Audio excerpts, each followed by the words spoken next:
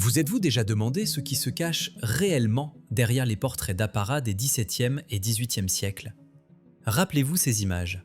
Monarques, philosophes, aristocrates, toute une époque que l'on nous présente comme le siècle des Lumières et des fêtes galantes apparaît devant nous enveloppée de boucles poudrées.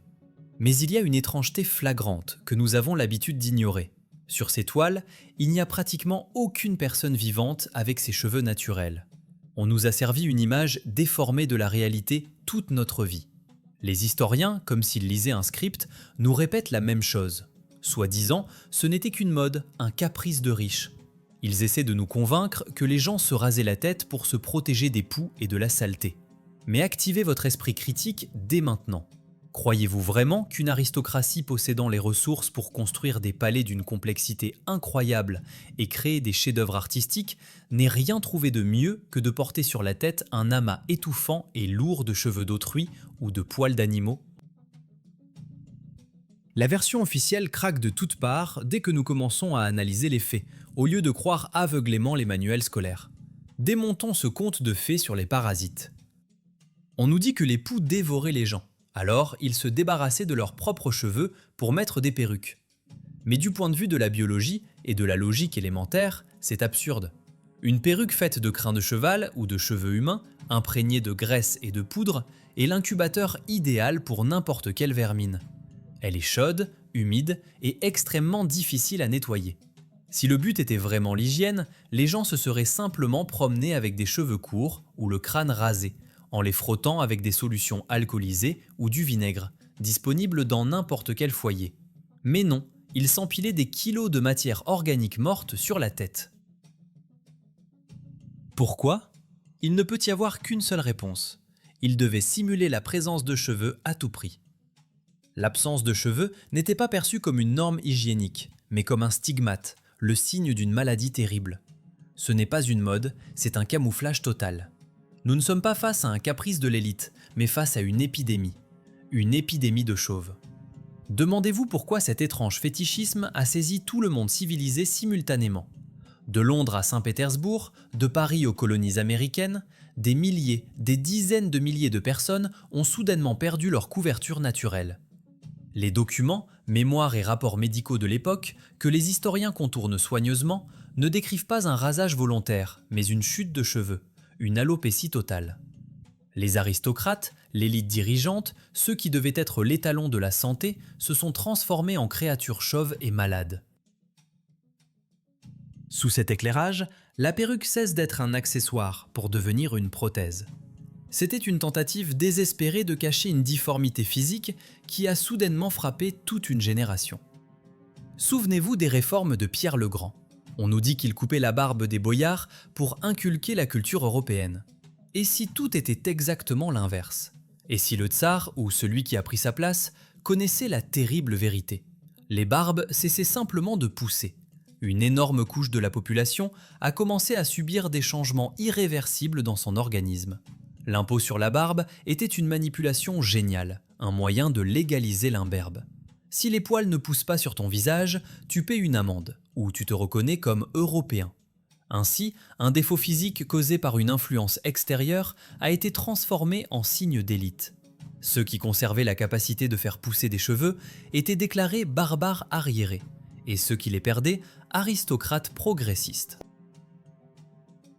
C'est une substitution de concepts classiques utilisés par les ingénieurs sociaux depuis des siècles. Mais les cheveux ne sont que la pointe de l'iceberg.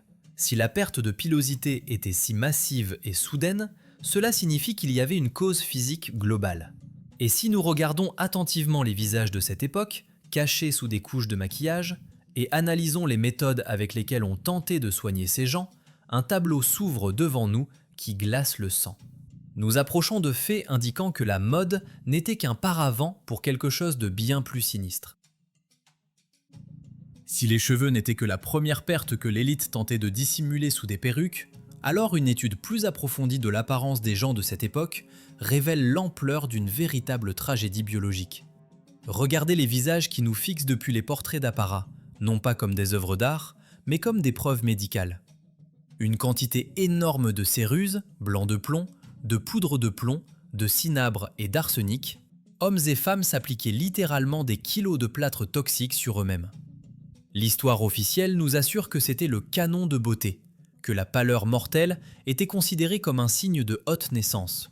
Mais soyons honnêtes, une peau saine n'a pas besoin d'être tartinée d'une couche de métal toxique épaisse comme un doigt. Ce n'était pas de l'esthétique, c'était un camouflage forcé.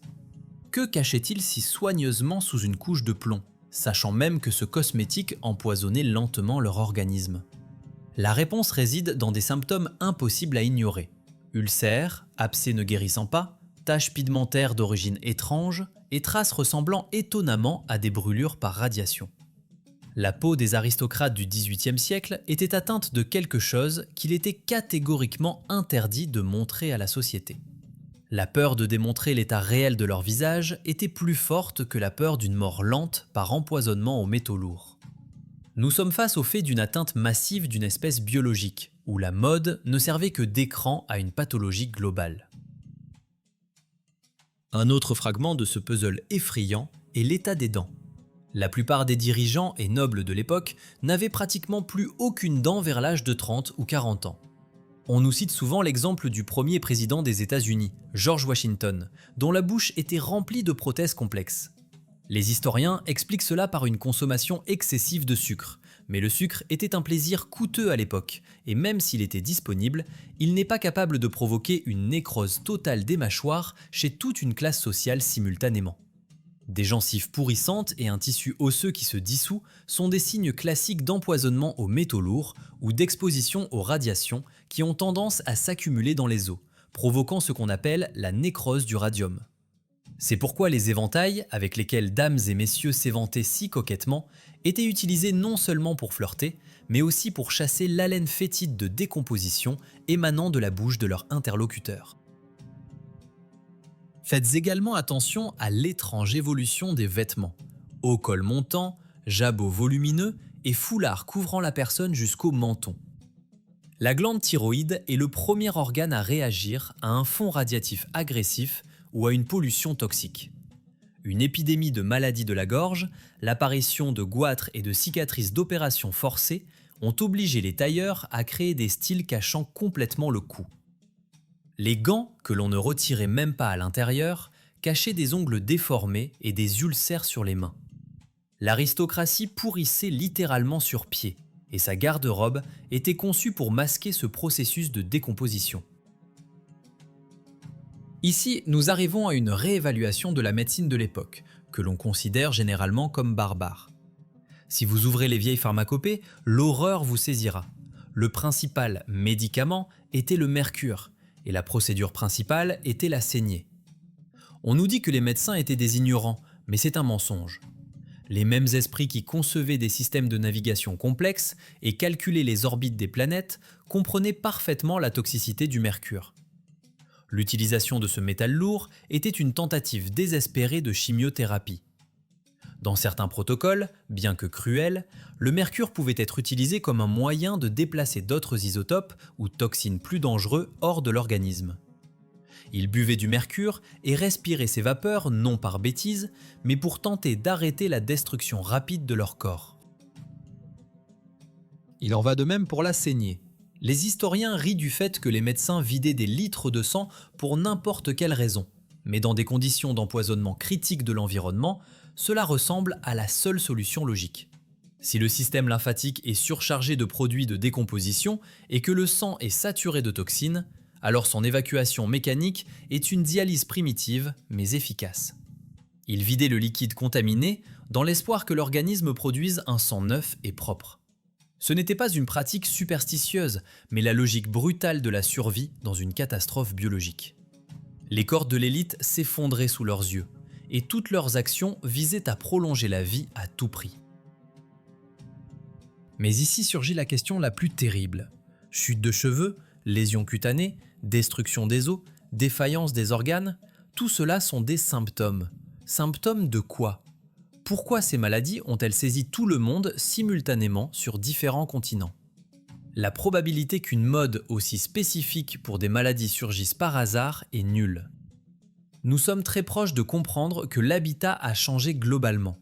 Les aristocrates, qui avaient accès à la meilleure nourriture et à la meilleure protection, ont souffert en premier précisément parce qu'ils se trouvaient à l'épicentre des événements. Que respiraient exactement ces gens? Que s'est-il passé dans l'atmosphère terrestre peu avant le début du soi-disant siècle galant, transformant la planète en un piège empoisonné? Si nous acceptons comme un fait que les organismes biologiques de l'élite dirigeante se détérioraient rapidement, pourrissaient et perdaient leur force vitale, alors nous sommes obligés de faire le pas logique suivant: admettre que l'environnement était devenu agressif. Le corps humain est un système autorégulé parfait, et pour qu'il commence à défaillir à une telle échelle chez des milliers de personnes simultanément, l'impact extérieur doit être total. Nous approchons d'une théorie dont on a peur de parler dans les chaires d'histoire classique. La théorie selon laquelle l'atmosphère de la Terre à cette période était empoisonnée. Il existe une hypothèse selon laquelle les cheveux, étant une sorte d'antenne biologique et d'indicateur de l'état de l'organisme, ont encaissé le premier coup. Ils réagissent en premier au changement de composition chimique de l'air et au fond radiatif. Dans des conditions de pollution globale de l'éther, ce milieu que tout être vivant respirait, les follicules pileux mouraient simplement, incapables de supporter la charge toxique.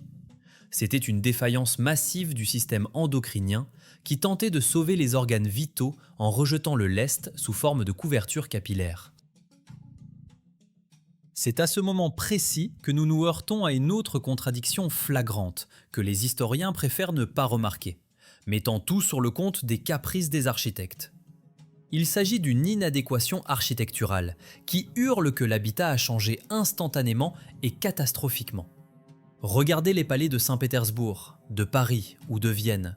Ce sont des bâtiments avec des fenêtres géantes à simple vitrage, des salles immenses et des plafonds vertigineux atteignant 5 ou 6 mètres. Et tout cela, selon la chronologie officielle, a été construit au plus fort de ce qu'on appelle le petit âge glaciaire. On nous raconte que le climat était rude, que la Tamise et le Bosphore gelaient, que les oiseaux tombaient raides morts en plein vol et que les rivières gelaient jusqu'au fond. Réfléchissez à cette absurdité. Des aristocrates souffrant de maladies et du froid auraient soi-disant construit des sacs de pierre qu'il était physiquement impossible de chauffer. Des gens chauves, affaiblis, en bas de soie et perruques poudrées seraient simplement morts de froid dans ces salles grandioses dès le premier hiver. Les cheminées que nous voyons aujourd'hui dans les palais ressemblent souvent à des inserts décoratifs ou à des foyers primitifs ajoutés bien plus tard. Elles sont disproportionnellement petites pour chauffer de tels volumes d'air colossaux. Leur efficacité thermique est négligeable pour des salles de centaines de mètres carrés. Cela ne peut signifier qu'une chose: les bâtiments ont été conçus et construits pour un climat complètement différent, doux, chaud, subtropical. Ou bien ils étaient calculés pour d'autres technologies de chauffage qui ne nécessitaient pas de brûler du bois, des technologies qui ont été perdues. La conclusion s'impose, dure et sans compromis. Les gens de l'époque des perruques n'ont pas construit ces villes, ils les ont trouvées. L'époque que nous appelons le temps de la grande construction était en réalité l'époque du grand peuplement. Les aristocrates sans cheveux n'étaient pas des architectes géniaux, mais des squatteurs, des réfugiés sur leur propre planète. Ils ont occupé des villes vides, peut-être partiellement détruites, d'une civilisation précédente hautement développée. Ils ont inséré leur cadre en bois primitif dans des ouvertures géantes conçues pour des normes de vitrage complètement différentes, voire pour l'absence de vitrage. Ils ont accroché leurs tableaux sur des fresques dont ils ne comprenaient plus le sens et ont appelé cela la fondation des villes, alors qu'en réalité, c'était un inventaire de ruines. Ces gens étaient forcés de cacher leur tête chauve sous des perruques et leur corps gelé sous de nombreuses couches de vêtements et de fourrures qu'ils portaient même à l'intérieur. Ils ont peuplé les ruines, essayant de se réchauffer près de foyers primitifs dans les maisons de géants. C'étaient des pillards qui s'étaient approprié la grandeur du passé avec laquelle ils n'avaient aucun lien. C'est pourquoi, sur les vieux tableaux, les peintres ruinistes représentaient avec une précision photographique des ruines majestueuses envahies par les arbres en plein milieu de capitales soi-disant prospères. Ce n'était pas une fantaisie, c'était une documentation de la réalité de l'époque. Mais l'épreuve de cette catastrophe globale ne se trouve pas seulement dans l'architecture des étages supérieurs ou sur de vieilles toiles. Les faits les plus irréfutables sont cachés juste sous vos pieds. Vous passez devant tous les jours, votre regard glisse dessus, mais votre cerveau, programmé par le programme scolaire, refuse de percevoir l'anomalie. Nous parlons de ce qui est enterré sous terre et du secret que gardent les sous-sols. Des bâtiments historiques. Promenez-vous dans le centre historique de n'importe quelle vieille ville, que ce soit Moscou, Prague, Rome ou Londres, et faites attention à un détail que notre cerveau a l'habitude de filtrer comme un bruit de fond insignifiant. Vous verrez partout la même image impossible, des fenêtres du rez-de-chaussée qui s'enfoncent profondément sous terre, se transformant en meurtrières de sous-sol. On nous dit que c'est la soi-disant couche culturelle. La science officielle essaie de nous convaincre qu'en 200 ou 300 ans, l'humanité a jeté tellement d'ordures, de fumier et de saleté sous ses pieds que le niveau de la surface a monté de 3 voire 4 mètres. On nous demande de croire que les habitants des capitales européennes étaient si paresseux et malpropres qu'ils n'évacuaient pas les déchets mais les piétinaient simplement, construisant année après année de nouvelles routes directement par-dessus les premiers étages de leurs habitations. Réfléchissez à l'absurdité monstrueuse de cette affirmation. Croyez-vous vraiment que des aristocrates en bas blancs comme neige, perruques poudrées et camisoles coûteuses, qui se souciaient si fanatiquement de leur statut et de leur apparence, ont marché jusqu'aux genoux dans la crasse pendant des décennies? Les propriétaires de manoirs luxueux permettaient-ils vraiment que la saleté bloque leurs entrées d'apparat et leurs fenêtres, transformant des étages résidentiels à part entière en caves sombres? C'est un mensonge calculé pour une absence totale d'esprit critique. La saleté ne pousse pas toute seule comme l'herbe, et elle ne s'accumule pas en couches uniformes dans toute la ville. Aucune couche culturelle d'un tel volume n'existe. Devant nous se trouvent les traces irréfutables d'une catastrophe globale. Ce fameux déluge ou cette gigantesque coulée de boue à l'échelle planétaire qui a recouvert la civilisation d'une épaisse couverture d'argile et de limon. Et ici, nous revenons à nos aristocrates sans cheveux, et le lien entre les étages ensevelis et les perruques devient effroyablement direct. La catastrophe qui a enterré les premiers étages des bâtiments n'a pas apporté que de la terre. Cette argile alluviale était saturée d'éléments chimiques lourds ou d'isotopes radioactifs. Le sol rayonnait littéralement. Ceux qui ont survécu ou sont arrivés sur ces territoires immédiatement après le cataclysme se sont retrouvés à l'épicentre d'une contamination radioactive ou chimique.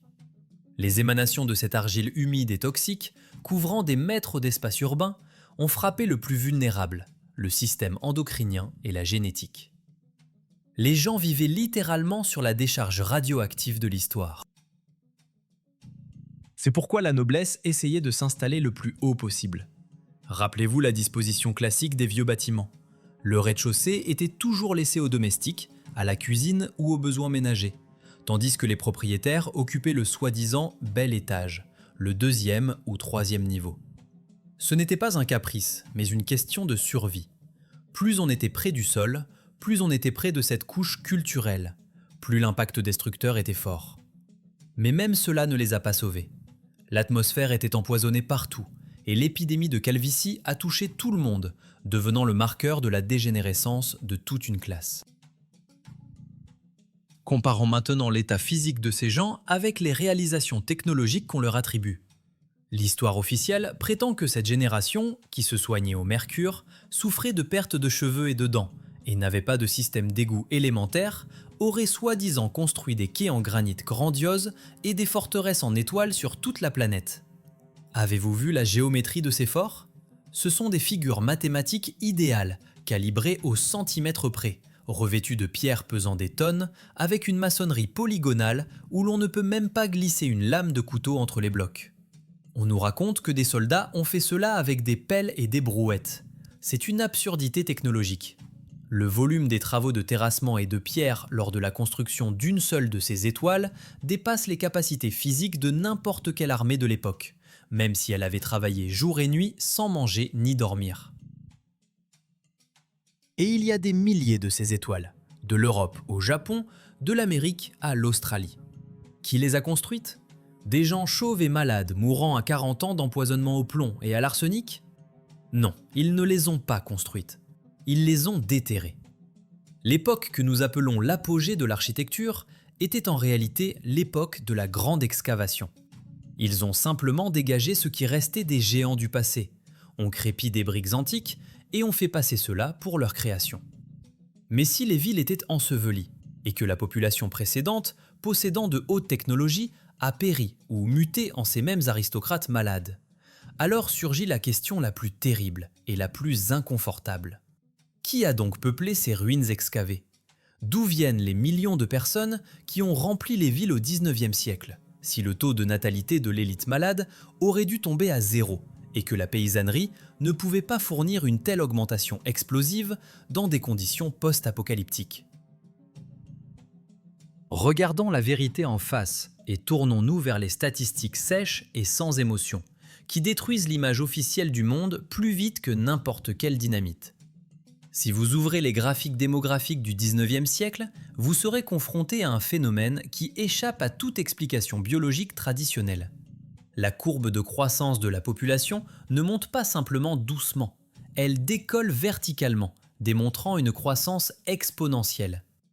On essaie de nous convaincre que c'est le résultat d'une amélioration soudaine de la médecine et de la révolution agraire, mais nous venons d'analyser l'état réel des choses. La médecine de l'époque était un mélange dangereux de mercure et de saignée, et les villes étaient encombrées d'argile et d'eau usée. Dans des conditions d'insalubrité totale, d'épidémies de choléra et de typhus sévissant, avec une absence totale d'antibiotiques et d'hygiène normale, la population de la Terre commence soudainement à doubler et tripler en un temps record. C'est mathématiquement et biologiquement impossible. Les femmes ne pouvaient physiquement pas porter et préserver la vie d'une telle quantité de progéniture dans ces conditions monstrueuses. La seule explication logique à ce phénomène est une injection massive de populations adultes ou adolescentes venues de l'extérieur, ou la culture artificielle d'humains à l'échelle industrielle. Et c'est ici que les soi-disant hôpitaux des enfants trouvés entrent sur la scène historique. Ces structures géantes apparaissent à Moscou, Saint-Pétersbourg, Londres et Paris presque simultanément. Regardez les plans de l'hôpital des enfants trouvés de Moscou. Ce n'est pas un modeste refuge pour orphelins, c'est une véritable usine, un immense complexe palatial dépassant de nombreuses résidences royales par son ampleur. La longueur de sa façade est de plusieurs centaines de mètres et l'infrastructure interne ressemble à une ville autonome. Pourquoi l'État dépenserait-il des millions de roubles or et des milliers de tonnes de briques rares pour l'entretien d'enfants illégitimes que la société patriarcale de l'époque, en théorie, aurait dû mépriser et rejeter? Les statistiques officielles indiquent que des millions de bébés sont passés par ces maisons. D'où venait une quantité aussi colossale d'enfants abandonnés dans une société profondément religieuse où les relations hors mariage étaient considérées comme un péché grave? On nous dit la pauvreté. Mais même dans le besoin extrême, les mères ne remettent pas leurs enfants à des institutions étatiques pour une mort certaine en de telles quantités. Cela contredit l'instinct fondamental de survie de l'espèce. Il existe une hypothèse effrayante selon laquelle ces maisons d'enfants n'étaient pas du tout des refuges de miséricorde, mais des centres de distribution ou même des incubateurs. Dans les archives, on trouve des mentions étranges selon lesquelles les bébés étaient amenés par convoi, par milliers, sans documents, sans prénom ni nom de famille. Ils étaient simplement numérotés, comme des produits sur une chaîne de montage. D'où venaient-ils ? Il existe une version selon laquelle c'étaient des enfants retirés à la population des territoires conquis, à ceux qui se souvenaient de l'ancien monde. Mais il existe aussi une théorie plus radicale. L'utilisation de technologies de clonage ou de culture artificielle restée de la civilisation passée et lancée par les nouveaux maîtres de la vie pour restaurer rapidement la main-d'œuvre. Ils n'avaient pas besoin de citoyens, mais d'esclaves. Ils avaient besoin de bras pour déterrer les villes ensevelies, poser des chemins de fer et travailler dans les usines. L'esclave idéal est celui qui ne se souvient pas de ses parents, ne connaît pas son histoire et n'a aucun attachement ancestral. Rappelez-vous l'étrange mode des cartes postales de choux de l'époque. Apparemment une blague innocente, on trouve les enfants dans les choux. Mais pourquoi y a-t-il des milliers de ces cartes ? Pourquoi représentent-elles des champs infinis, littéralement parsemés de bébés que l'on récolte comme une moisson ? Dans la symbolique des sociétés secrètes, rien n'arrive par hasard. Peut-être est-ce une allusion directe aux technologies de bio-ingénierie. Le chou est une métaphore de la stratification, une structure artificielle. Nous voyons une allusion au fait que la population a été restaurée de manière non naturelle. C'était une opération de repeuplement global.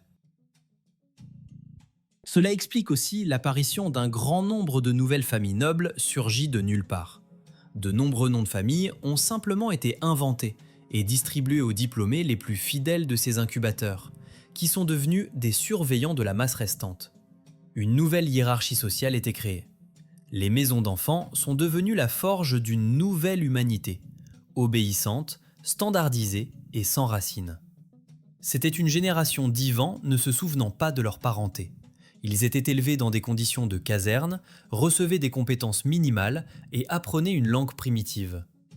C'est pourquoi nous ne savons rien de la catastrophe.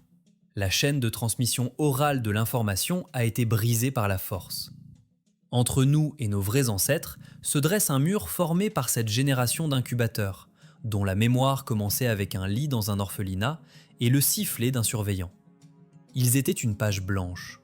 Et sur cette page, les nouvelles élites, ces mêmes hommes chauves à perruque, devaient écrire l'histoire qui leur était profitable, pour expliquer à ces millions d'orphelins qui ils étaient et dans quel monde ils vivaient. C'est ainsi que fut commise la plus grande substitution de concepts de l'histoire.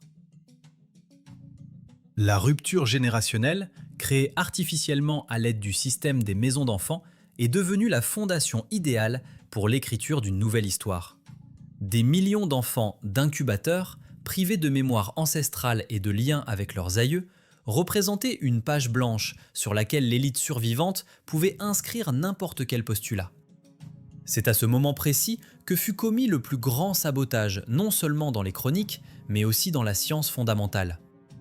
Ceux qui sont arrivés au pouvoir au XIXe siècle ont été confrontés à la nécessité de gérer les restes de l'humanité et une armée de travailleurs nouvellement créés sur les ruines d'un monde dont ils ne comprenaient pas eux-mêmes totalement les technologies ou qu'ils voulaient intentionnellement cacher. Il leur fallait simplifier la réalité au niveau de compréhension d'un ouvrier à la machine, effacer tout souvenir du fait que l'énergie était autrefois gratuite et accessible à tous. Rappelez-vous comment l'éther, l'élément zéro, le newtonium, a mystérieusement disparu du tableau périodique original de Mendeleïev. Ce n'est pas seulement un terme chimique, c'est le concept d'un milieu mondial imprégnant tout l'espace et permettant d'obtenir de l'énergie littéralement à partir de l'air. Les vieilles cathédrales avec leurs flèches, leurs dômes et leurs armatures métalliques, ainsi que les forteresses en étoiles, n'étaient pas initialement des structures religieuses ou défensives au sens actuel. C'étaient des stations de collecte, de concentration et de transmission de l'électricité atmosphérique. Dômes dorés, formes géométriques complexes, abondance de métal, tout cela sont des éléments d'un réseau énergétique global unique, fonctionnant sur des principes que l'on qualifierait aujourd'hui de science-fiction. Après la catastrophe et la prise de contrôle, cette technologie a été déclarée interdite. Les nouveaux maîtres du monde ont littéralement coupé les fils. Ils ont démonté les résonateurs, retiré les liaisons métalliques là où c'était possible, et déclaré ces complexes de haute technologie comme des temples pour l'adoration de Dieu qu'ils ont eux-mêmes approuvés dans de nouveaux canons religieux. Au lieu de l'énergie pure de l'éther, on a imposé à l'humanité une économie des hydrocarbures, charbon, pétrole, gaz. La raison est simple et cynique. Ce qu'il faut extraire de la terre, transporter et brûler, peut être contrôlé, dosé et vendu. L'éther ne peut pas être contrôlé, il est omniprésent. L'interdiction des technologies de l'éther est devenue un acte d'asservissement de l'humanité par le compteur de consommation. Dans ce schéma, l'aristocratie en perruque jouait le rôle non pas tant de dirigeant suprême que de surveillant, une sorte d'administration coloniale. Ils étaient des liquidateurs des conséquences de la catastrophe, des gestionnaires de niveau intermédiaire qui ont reçu le droit de vivre dans des palais survivants et de porter des titres en échange de leur loyauté et d'un silence absolu. Leur maladie, mutation et la nécessité de cacher des défauts physiques sous des couches de poudre et des perruques étaient le prix de la proximité avec l'épicentre des événements, pour le contact avec des artefacts du passé qui continuaient d'émettre un fond dangereux. La perruque est devenue non seulement un camouflage, mais un uniforme, un signe de distinction d'une caste initiée au secret, les séparant de la masse grise des biorobots élevés dans les orphelinats. On nous a inventé une histoire de la Rome et de la Grèce antique. On a décalé la chronologie de milliers d'années en arrière pour allonger artificiellement l'échelle temporelle et briser le lien des temps. On nous a dit que nous descendions d'ancêtres primitifs, pour que nous ne devinions jamais que nous sommes en réalité des descendants dégénérés de titans, ou ce qui est encore plus tragique, le résultat du génie génétique sur leurs ossements. Nous vivons dans un état de culte du cargo. Nous utilisons des bâtiments dont nous ne comprenons pas la véritable raison d'être.